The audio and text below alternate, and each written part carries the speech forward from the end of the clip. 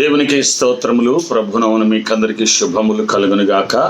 ప్రేమిని దేవుని బిడ్డలారా, మరి మాసపు చివరి 3 దినముల ఉపవాస ప్రార్థన కనుక దయచేసి మరి అందరూ రావడం అనుకూలంగా లేదు కాబట్టి మరి యొక్క ప్రార్థన చేస్తున్నాం. అందరూ కూడా ప్రార్థనలు ఏకీవించాల్సి మనం చేస్తున్నాం. చిన్న ప్రార్థన చేసుకుందాం.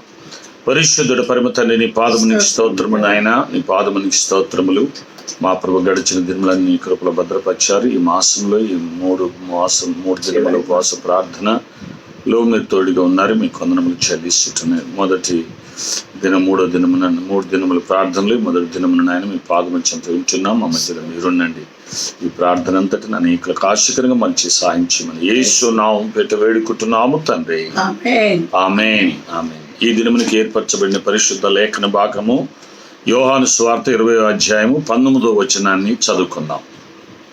యోహాను సువార్త 20వ అధ్యాయము 19వ వచనమును చదువుకుందాం.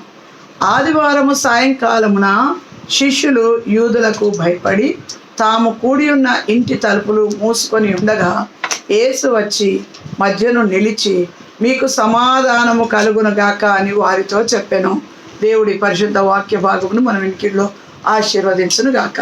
ఆమేన్, ఆమేన్. ప్రియమైనటువంటి దేవుని బిడ్డలారా, మనము ఈస్టర్ దినములలో ఉంటూ ఉన్నాం. ప్రభు రిజరెక్షన్ పునరుత్థానం చెందిన దినములలో ఉంటున్నాం. ప్రభు ఎంతో హింసింపబడ్డాడు. సర్వ మానవాళి పాప పరిహారార్థమై తన ప్రాణమును దానం చేశాడు, రక్తమును చిందించాడు. ఆయన ఎంతో ప్రయాసపడ్డాడు, ఎంతో హింసించబడ్డాడు.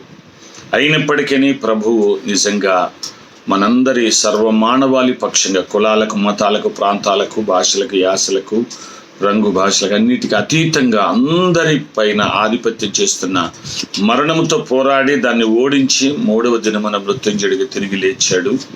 నిజంగా ఇది మొదటిగా మరి శిష్యులు యూదులకు భయపడి వారు మేడగదులు తలుపులు వేసుకొని ఉన్నప్పుడు ప్రభుల వారు మరి వారికి కనిపించి వారు భయపడుతూ ఉన్నారు, ఎంతో అలజడి చెందుతూ ఉన్నారు. ఇంతకుముందు బోధకుడు ఉండే, చనిపోయిన వారిని లేపేవాడు, ఆకలైన వారికి ఆహారం పెట్టేవాడు, రోగులను స్వస్థపరిచేవాడు, అనేక రీతుల అద్భుతాల కార్యములు చేస్తూ ఉంటే ప్రజలందరికీ కెరిసిన ప్రజలు వారి ప్రక్కన ఉంటే ఎంతో ధైర్యంగా ఉండేవారు. ఇప్పుడు ప్రభువు లేడు కదా అనేటువంటి బాధతో, మరి ముఖ్యంగా ప్రభువును మరి కొరడాలతో కొట్టించి ఆయనను మ్రాణువు సిలువకేసి మరి భయంకర చిత్రహింసలు పెట్టారనేటువంటి ఒక బాధతో మమ్మల్ని ఏం చేస్తారో అని యూదులకు భయపడి వారు దాచుకున్నప్పుడు ప్రభు 3వ దినమున ఆయన మరణాన్ని ఓడించి చనిపోయి తిరిగి లేచి యూదులకు కనపడి భయపడుతున్న యూదులతో అంటున్నాడు, మీకు సమాధానము కలుగునుగాక అన్నాడు. ప్రియమైన దేవులారా, నిజముగా ఈ రోజులలో చాలా మందికి చాలా రకాల భయాలు ఉన్నాయి. కొంచెము చెస్ట్లో నొస్తే హార్ట్ అటాక్ వస్తుందేమో, నేను ఏమైపోతానో, నా పిల్లలు ఏమైపోతారో, వీళ్ళకందరికీ భూమికి నేను దూరం అయిపోతానేమో అని ఒక భయము, లేక అనేక రకాలైనటువంటి మానసిక రుగ్మతల చేత, శారీరక రుగ్మతల చేత, కుటుంబ సమస్యల చేత, శత్రు భయము చేత అనేక రీతులుగా భయపడుతున్నారేమో. కానీ అట్టి భయపడుతున్న శిష్యులకు కానీ మనకు కానీ దేవుడు చెప్పేది, మీకు సమాధానము కలుగునుగాక అని. సమాధానము దేవుని వలననే కలుగుతుంది, మానవునికి లేదు సమాధానం. ఎందుకంటే మనిషి పాపి అయిన మానవుడు మరణానికి లోబడుతూ ఉన్నాడు, మరణాన్ని ఓడించలేకపోతున్నాడు, మరణానికి విధేయత చూపి మట్టి కరుస్తూ ఉన్నాడు. అటువంటి మానవుల పక్షంగా మరణాన్ని ఓడించి మనకు సమాధానమును ప్రకటిస్తూ ఉన్నాడు.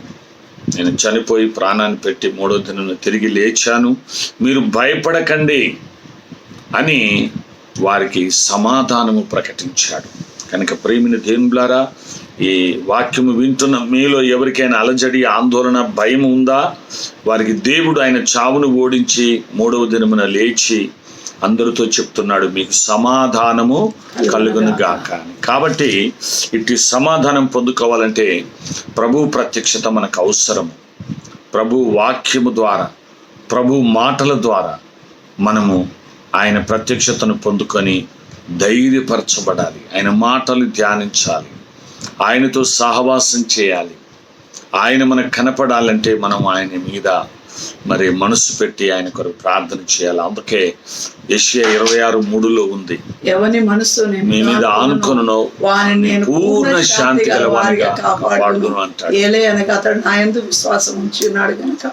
కాబట్టి ఆయన యందు విశ్వాసం ఉంచి మనం మనస్ఫూర్తిగా ఆయన మీద ఆనుకున్నప్పుడు దేవుడు మనకు శాంతి సమాధానములను ఇస్తాడు. దేనికి భయపడవలసిన అవసరము లేదు. ప్రేమిన దేవుని ద్వారా గడచిన మాసములు ఈ మాసమంతా కాచి కాపాడి ఈ మాసము చివరి 3 దినముల్లోనికి తీసుకొచ్చాడు కనుక దేవుడు మన ఎడల గొప్ప ప్రణాళికను కలిగి ఉన్నాడు. కాబట్టి దేనికి భయపడకుండా మనం ఆయన వైపు చూస్తూ ముందుకు సాగే వారం ఉండాలి.